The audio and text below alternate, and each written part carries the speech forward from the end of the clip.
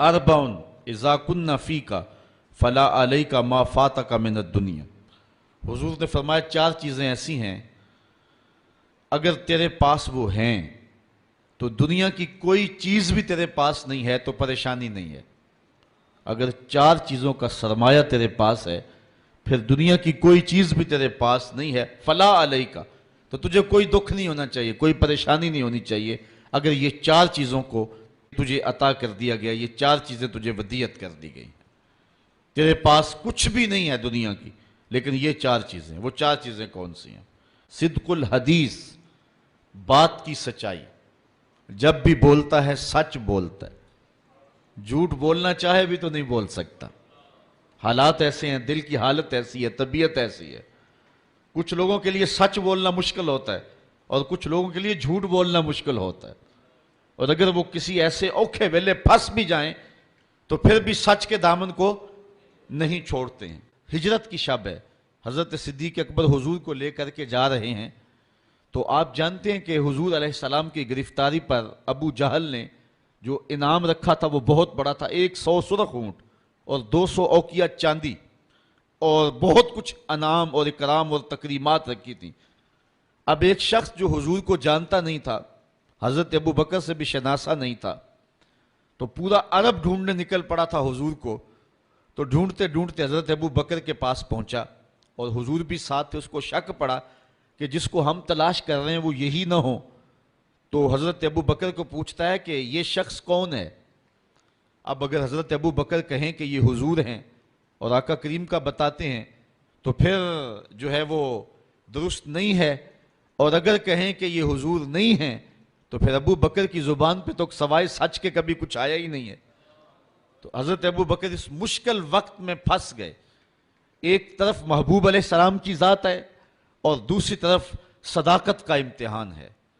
عرب میں جب قافلے چلتے تھے تو لوگ ان کے ساتھ سفر کرتے تھے، اور اگر کسی کو تنہا سفر کرنا پڑتا تو چونکہ جس طرح آج کل سڑکیں ہیں اس دور میں سڑکیں نہیں ہوتی تھیں، تو جنگلوں کے راستے تھے، صحرائی اور پہاڑی راستے تھے، تو کچھ لوگ ان راستوں کے شناور ہوتے تھے اور ان لوگوں کو ساتھ لے کر کے مزدوری پہ اور یا جو ہے وہ مدد کے طور پہ ساتھ لے کر کے ان کی مدد سے وہ سفر کیا کرتے تھے، اور ان کو عربی میں ہادی کہتے تھے، گائیڈ جن کے ذریعے سے سفر کیا جاتا تھا۔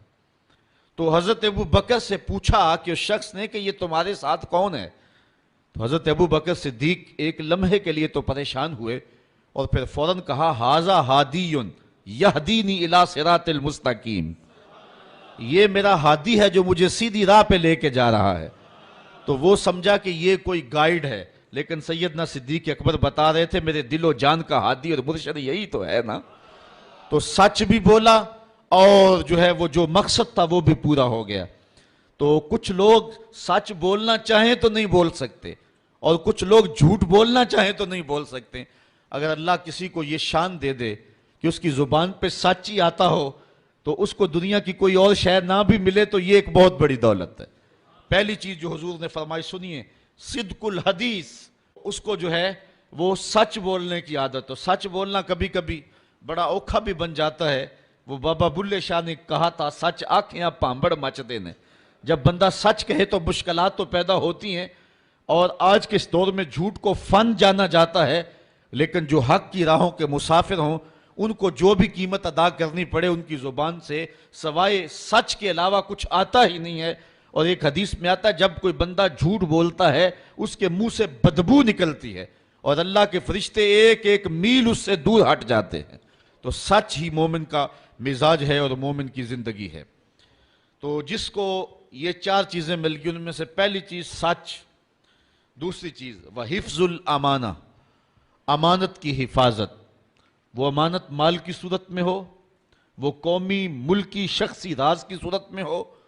جو اللہ کے بندے ہیں وہ امانت میں کبھی بھی خیانت نہیں کیا کرتے، یہ ایک بہت بڑی دولت ہے اگر کسی شخص کو نصیب ہو گئے، ورنہ پیسے دیکھ کر کے تو بڑوں بڑوں کے منہ میں پانی آ جاتا ہے اور اپنا دین اور اپنا ایمان بیچ دیتے ہیں۔ آج کل تو خیر لوگ چائے کے پیالی پہ دین بیچ رہے ہیں، آج کل تو جو ہے وہ چند ٹگوں پہ ایمان فروخت کیا جا رہا ہے۔ حضور نے اس دور کی نشاندہی کرتے ہوئے فرمایا تھا کہ لا یبق من الاسلام الا اسمہ ولا یبق من القرآن الا رسمہ مساجدہم عامرۃ وہی خراب من الہدی، اور پھر فرمایا تھا یصبح الرجل مومنا ویمسی کافرا یبیع الرجل دینہ بعرض من الدنیا، دنیا کی چند کوڑیوں کے بدلے لوگ ایمان بیچا کریں گے۔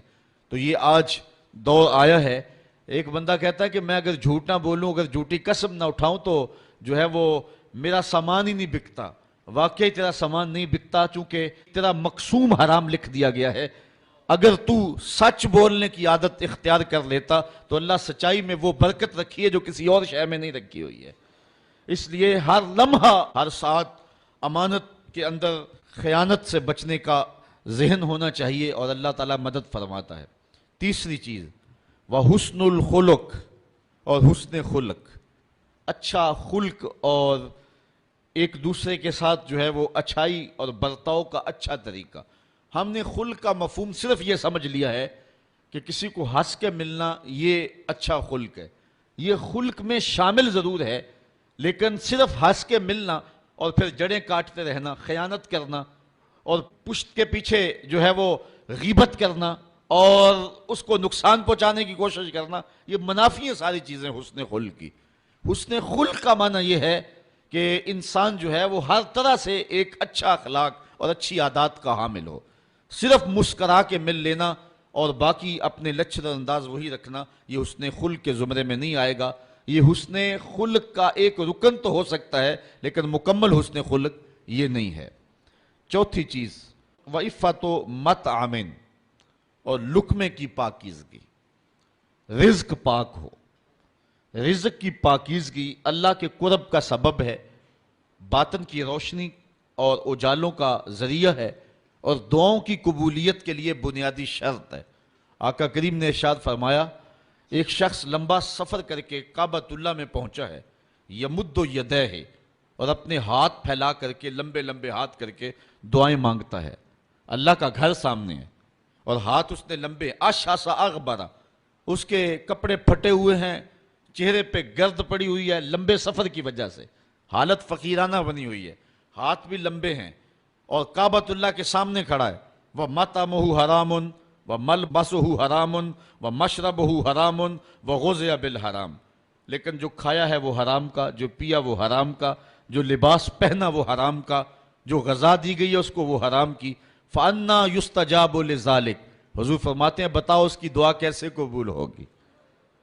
سفر کی حالت بھی ہے، لمبا سفر بھی کاٹا ہے، دکھ مصیبت بھی صحیح ہے، کعبۃ اللہ کے سامنے بھی کھڑا ہے، لیکن دعا قبول نہیں ہوگی۔ اگر لوگوں کا حق مار کے، غصب کر کے عمرہ کرنے چلے جائیں، حج کرنے چلے جائیں، تو تمہاری باتیں منہ پہ ماری جائیں گی۔ یہ انداز ہے اللہ تعالیٰ کے ہاں قبولیت کا کہ لقمہ پاک ہونا چاہیے۔ جس کا لقمہ پاک نہیں ہوتا اس کی اپنی دعائیں بھی قبول نہیں ہوتی، اور اس کے حق میں نیک لوگوں کی دعائیں بھی قبول نہیں ہوتی۔ تو یہ پہلی شرط ہے زندگی کے اندر قبولیت دعا کی۔ تو یہ چار چیزیں حضور نے فرمایا جس کو مل گئیں۔ کون کون سی؟ ایک بات میں سچائی، دوسرا امانت میں حفاظت، تیسرا حسن خلق، اور چوتھا رزق کی پاکیزگی۔ اس کے علاوہ اس کو دنیا کی کوئی بھی شے نہیں ملی تو وہ گھاٹے میں نہیں ہے۔ اور اگر کسی کے پاس یہ چار چیزیں نہیں ہیں، باقی کائنات کی ہر شے اس کے پاس ہے، تو وہ کوڈی مل نہیں اس کا، اور اللہ کے نزدیک اس کی کوئی قدر و قیمت نہیں ہے۔